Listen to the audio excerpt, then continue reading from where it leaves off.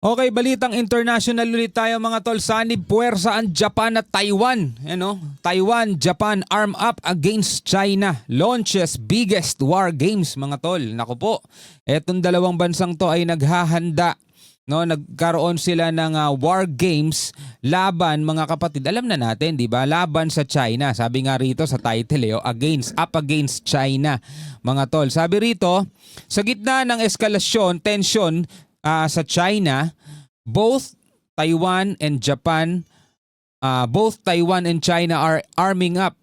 Mali ata to mali yung nakasulat dito no. Both China and Taiwan and China are arming up. Taiwan has launched its largest ever war drills, pulling in thousands of reservists and rolling out high-tech US weapons. Japan is also boosting its defenses just miles from Taiwan's coast mga tol no. So naghahanda na itong mga bansang to. Nararamdaman naman natin mga tol sa inaraw-araw nating pagbibigay ng reaksyon, panonood ng mga balita na may kinalaman sa mga kaguluhan, sa mga gera mga tol, nakikita natin yung paghahanda ng iba't ibang mga bansa. Kahit ang Germany mga tol, nagsisimula na silang mag-recruit ng mga bago nilang sundalo, 'di ba? Etong Iran ay inaarmasan na ng China mga tol dahil magkakaroon ng round 2 yan. Maniwala kayo, etong Israel at saka Iran magkakaroon ng round 2 yan. Nagpapalakas lang muna yan dalawang yan. Pero bukod doon, mga tol, nagkakaroon pa rin ng labanan itong Russia at saka Ukraine mga tol. Sabi nga ni Trump, ayaw na talagang paawat ni Putin at gusto niyang tapusin na talaga at lipulin na ang Ukraine mga tol. Kaya inaarmasan din ng US itong Ukraine. Ngayon, ito naman Taiwan at saka Japan. No? So ito ating mga panonoorin. Bago natin to simulan, huwag mong kalimutan mag-subscribe. Click mo na rin ang notification bell para ma-notify ka whenever na may mga bago tayo reaction video tulad nito. Alright, so huwag na natin patagalin pa. Panoorin na natin to mga tol. Switching gears for now, the Taiwan Strait is on edge all over again, and this time it is Taipei which is making the moves. Taipei na yung kanilang pinakasentro. Taiwan has launched its largest ever war drills, pulling in thousands of reservists and rolling out high-tech US weapons. And they are not alone in the region. Japan is also arming up, boosting its defenses just miles from Taiwan's coast amid the escalating tensions with China. Our next report telling you more. Diba? Hindi lang Taiwan, pati Japan mga tol, nagsasagawa na rin ng mga paghahanda. Kailangan magaling kang makiramdam kung ano yung nangyayari sa paligid mo. Dapat marunong kang makiramdam kasi kung hindi, magugulat ka na lang. Ikaw na lang pala yung hindi pa nagtatago. Diba? Kailangan makaramdam ka. Hindi literal na magtago mga tol. Ibig sabihin, ikaw na lang yung hindi pa ready. May paparating na, may babagsak ng asteroid, hindi mo pa alam. Lahat nagtatakbuhan na, lahat nagsisilungan na, ikaw busy ka pa rin sa phone mo kanonood ng mga 'di ba? So ngayon mga kapatid, nakikita natin sa panahon ngayon Taiwan, Japan, 'di ba? North Korea, South Korea, Russia, Ukraine, Iran, Israel, Yemen, Lebanon, 'di ba? Lahat mga tol Ngayon, etong Pilipinas, nararamdaman natin, naghahanda naman tayo. Diba? Etong Japan, salamat at bibigyan tayo ng 6 na barko. Pero syempre, hindi daw basta-basta yan tatanggapin. Kailangan muna nating masiyasat kung mapapakinabangan pa ba natin. Kasi kung masyado ng mahal ang gagastusin natin, baka might as well bumili na lang tayo siguro ng bago, brand new pa, diba? Pero kung sakasakaling okay naman, since ginagamit pa rin naman yun ng Japan, mga tol, magandang tanggapin na rin ng Pilipinas yun. Total donation naman yun Diba? Kasi karagdagang karagdagan na assets natin. So nga lang ang problema natin, ewan ko ba kung anong nangyari sa mga nakaraang presidente ng Pilipinas, wala tayong mga naval base. Diba? Kulang tayo sa mga ganon. Kulang tayo ata sa mga port, sa mga pantalan kung saan natin itatambak itong mga barkong to, mga tol. Napakaraming problema ng Pilipinas, diba?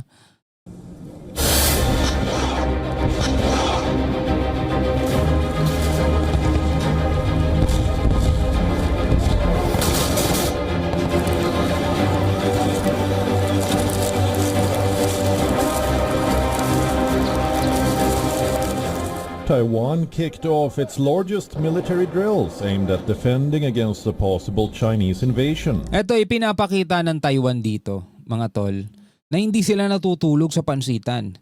Ready sila, handa sila, anuman ang mangyari mga tol. Kahit na maliit na bansa lang sila mga tol, ipinapakita nilang hindi sila takot at handa nilang ipaglaban yung kanilang karapatan at yung kanilang ipinaglalabang pagiging hiwalay no sa bansang China. China claims Taiwan as part of its territory and has threatened to use force to seize it.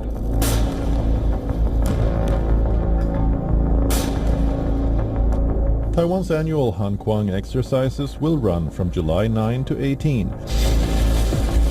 Pero mabuti na lang mga tol, magagaling yung leader ng Taiwan. Kasi biruin mo nagkaroon ng civil war sa pagitan ng China at saka dalawang gobyerno yan Nanalo yung CCP mga tol. Yung dating gobyerno diyan tumakas, nagpunta doon sa Taiwan, tas doon nagtayo ng panibago nilang gobyerno. Pero tignan nyo naman mga tol kung gaano sila kaunlad. Diba? Napag-iwanan ng Pilipinas Diba? Doon pa lang sa napakarami nating OFW nagtatrabaho doon, makikita mo medyo talagang mas sila, advanced sila mga tol kaysa sa atin Diba? Mas matanda ang Pilipinas syempre kaysa rito sa Taiwan, pero mas advanced sila. Kayang-kaya talaga nilang ipagtanggol ang sarili nila. Kaya ang tanong, anong nangyari sa Pinas? Bakit tayo nagkaganito? Well, dahil siguro sinakop tayo, pero hindi rin Diba? Matagal na panahon na mula nung nakalaya tayo, 1945, mula nun, hindi pa rin sapat ang panahon para tayo'y makabawit, umunlad. Diba? Naunahan tayo ng Singapore, naunahan tayo ng ibang mga bansa na dating uma-idol sa Pilipinas, humahanga sa Pilipinas. Isa tayo sa fastest growing economy. Noong mga panahon dati, sabing ganun sa mga natin, napapanood at mga sabi-sabi ng ating mga lolo't lola, di ba?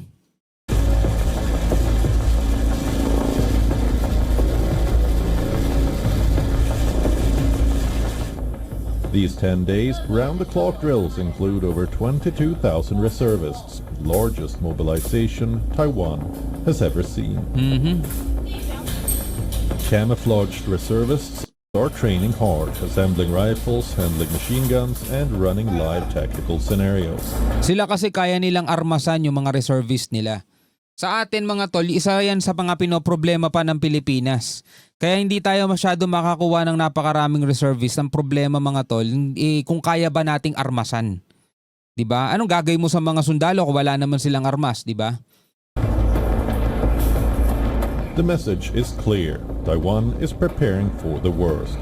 Beijing continues to circle the island with fighter jets and warships.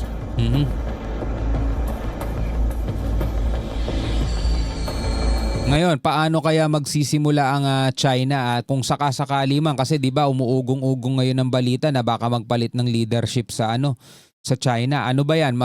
Medyo mas payapa ba o medyo mas agresibo pa kaysa kay Xi Jinping? Just before these drills began, Taiwan spotted 31 Chinese aircraft and 7 warships nearby, and Taipei isn't taking chances. Pero iba rin kasi sa CCP, kahit may presidente, parang front lang yun. Iba pa rin, meron pa rin may mas makapangyarihan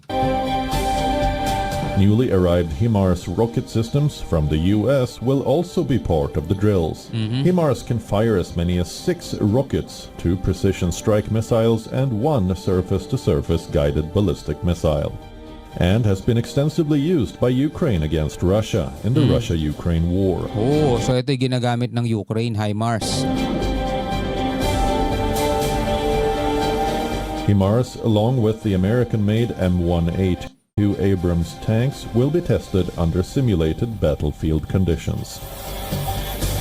Grabe, pati mga tangke nila makikita mo ibang itsura mga tangke natin dito. Hindi natin maiwasan maikumpara yung sarili natin sa kanila mga tol Kasi kung titignan mo maliit na isla sila pero meron silang ganito. Tayo laki-laki ng bansa natin. The opening phase of the drills focuses on countering Chinese harassment tactics near Taiwan's offshore islands.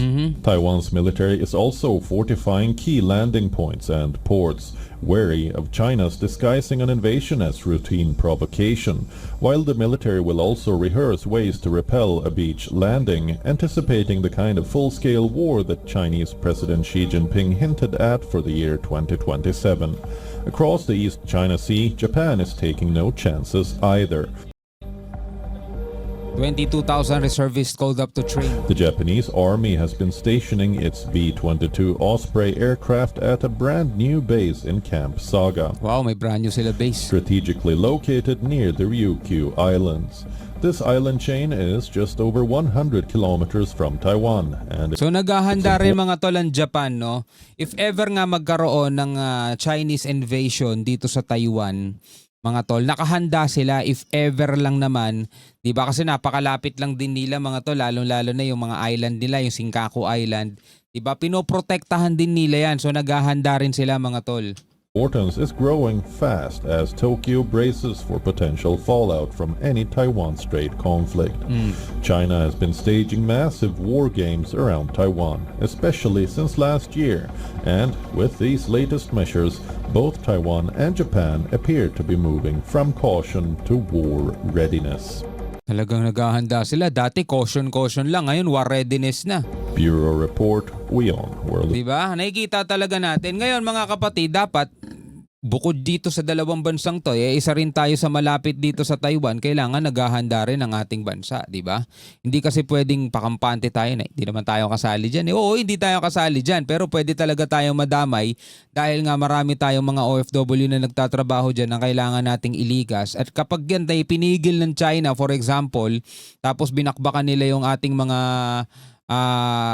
tawag dito, mga gagamitin nating sasakyan para iligas yung mga kababayan natin. Ano lang to mga tol, haka-hakang senaryo lang. Anong gagawin kaya ng ating bansa mga tol?